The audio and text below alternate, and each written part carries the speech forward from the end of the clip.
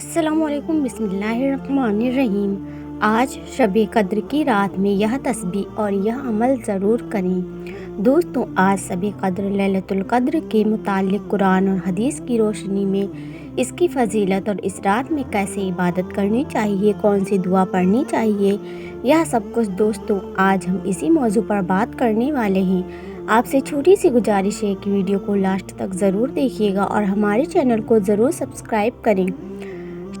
شب کے معنی رات کے ہیں اور قدر کے معنی عزت اور عظمت کے ہیں، یعنی شب قدر عزت عظمت کی رات ہے اور شب قدر کا ملنا 1000 مہینوں کی عبادت سے بہتر ہے۔ رمضان کے آخری عشرے یعنی 21ویں، 23ویں، 25ویں، 27ویں اور 29ویں کی طاق راتوں میں اس کی تلاش کرنی چاہیے۔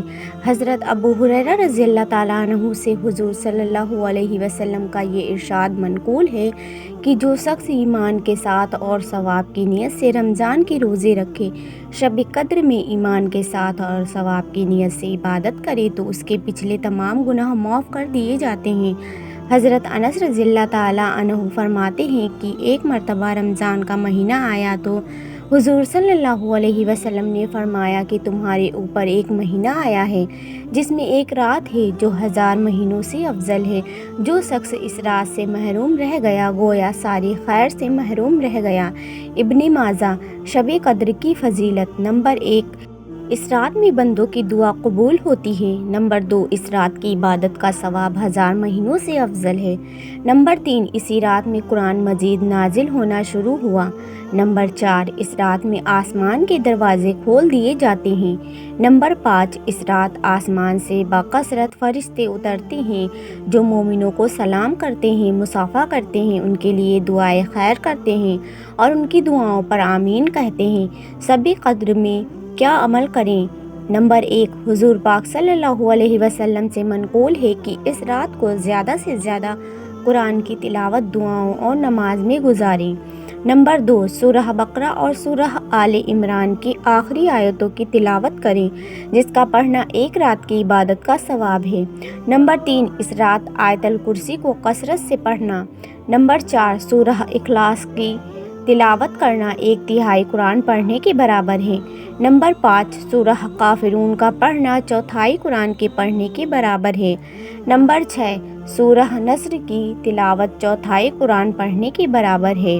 نمبر 7، سورہ یاسین کی تلاوت کرنے والا بخشا جاتا ہے۔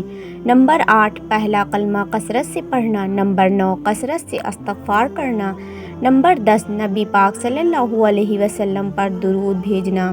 شب قدر کی رات کیا دعا کریں؟ نمبر 1، اپنے لیے، اپنے دوستوں اور رشتہ داروں کے لیے دعا مانگیں۔ نمبر 2، تمام مرحومین کے لیے بخشش و مغفرت کی دعا کرنی چاہیے۔ نمبر 3، اپنے ہاتھ، پاؤں، آنکھ یعنی تمام اعضاء سے جو بھی گناہ ہو گئے ہوں اس کے گناہوں کی معافی اور آئندہ نہ کرنے کا عزم کریں۔ نمبر 4، اپنے والد کے لیے صحت کی دعا کریں اور دنیا سے جا چکے ہوں تو مغفرت کی دعا کریں۔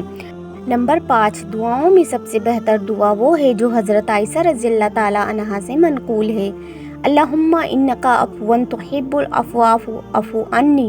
اے اللہ، تو معاف کرنے والا ہے اور معاف کرنے کو پسند کرتا ہے تو مجھے معاف فرما دے۔ 4 شخص جن کی مغفرت نہیں ہوتی ہے، وہ بدنصیب شخص جن کی شب قدر میں بخشش نہیں ہوتی۔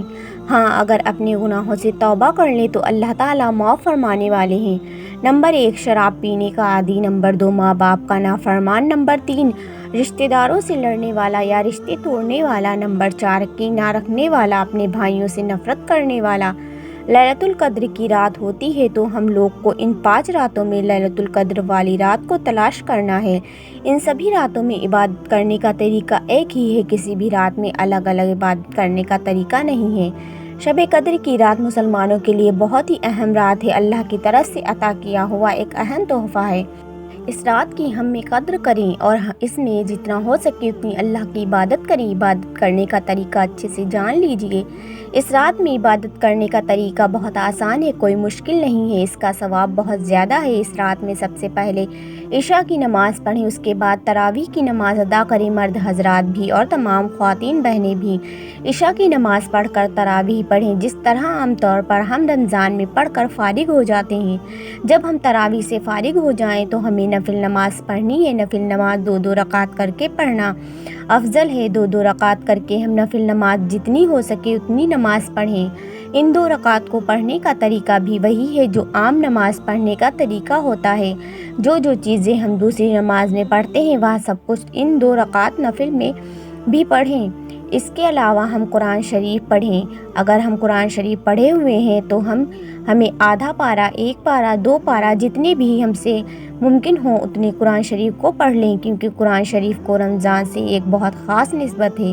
रमज़ान की शब कद्र की रात कुरान करीम नाजिल हुआ है, तो शब कद्र की रात में हमें ज़्यादा से ज़्यादा जितना हमसे हो सके उतना कुरान करीम को पढ़ें। इसके अलावा आप तस्बीह, ज़िक्र, अज़कार कर सकते हैं, दुरूद शरीफ पढ़ सकते हैं। दुरूद शरीफ की बहुत ज़्यादा फजीलत है, हदीस में बयान की गई है। इसके अलावा इस्तग़फ़ार की भी तस्बीह हमें खूब पढ़नी चाहिए। अस्तग़फ़िरुल्लाह, अस्तग़फ़िरुल्लाह बार बार पढ़ें, क्योंकि अल्लाह पाक इससे हमारे गुनाह को माफ़ कर देगा। फिर आप तहज्जुद की नमाज़ पढ़िए। तहज्जुद की नमाज़ के बाद आप अल्लाह से खूब दुआएं मांगें, क्योंकि उसी वक्त अल्लाह पाक बंदों की हर दुआ को ज़रूर कबूल करते हैं। यह नमाज अल्लाह के महबूब बंदों को नसीब होती है। इस रात में आप सदका भी ज़रूर कीजिए। पैसों को इस रात में इस नियत से अलग कर दीजिए कि उनको मुझे सदका करना है।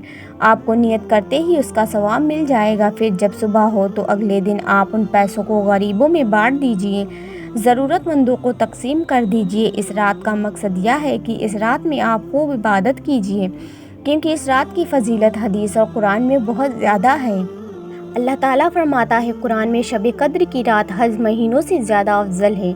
जो शख्स शब कद्र की रात में इबादत करता है उसे 84 साल इबादत करने के बराबर सवाब मिलता है।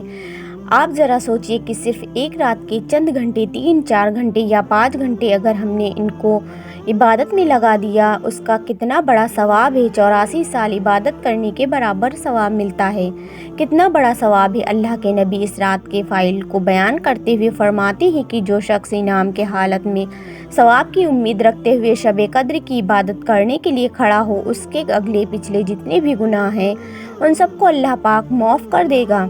शब कद्र हमारे लिए बहुत ही ख़ास रात है। इस रात में अल्लाह ताला लोगों की मग़फ़िरत के फ़ैसले फरमाता है, लेकिन अगर कोई शख्स इस रात से महरूम रह गया तो वह दुनिया की तमाम भलाइयाँ, यानी हम उम्मीद करते हैं कि आपकी समझ में यह बात आई होगी। 21वीं, 23वीं, 25वीं, 27वीं, 29वीं ये 5 रातें हैं और इन 5 रातों में हमें इबादत करना बेहद ज़रूरी है।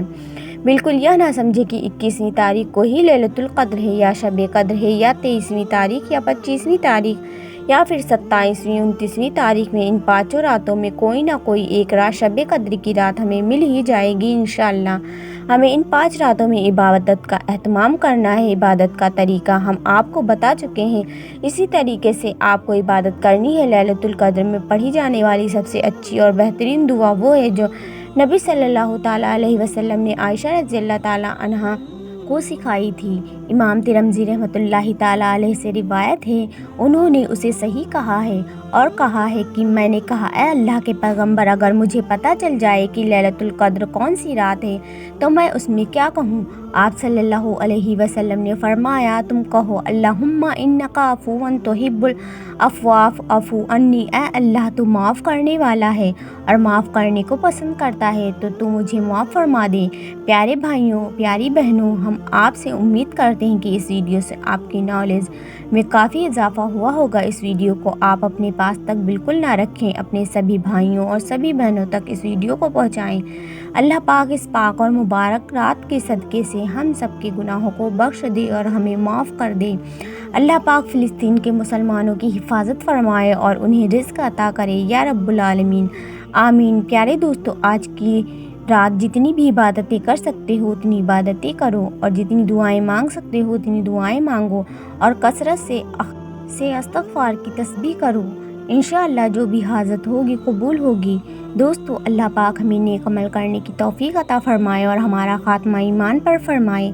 अल्लाह पाक मेरी और आपकी बख्शिश फ़रमाए, आमीन। प्यारे दोस्तों, उम्मीद करती हूँ कि आपको आज की वीडियो पसंद आई होगी। वीडियो पसंद आई हो तो वीडियो को लाइक करें और हमारे चैनल को ज़रूर सब्सक्राइब करें और जाते जाते एक प्यारा सा कमेंट करके ज़रूर जाएं। फिर मिलेंगे एक नए मौजू के साथ एक नए वीडियो में। तब तक के लिए अल्लाह हाफिज़। दुआओं में याद रखें और अपना बहुत सारा ख्याल रखें और जितने भी रोज़े बचे हैं उनमें ख़ास عبادتیں کریں۔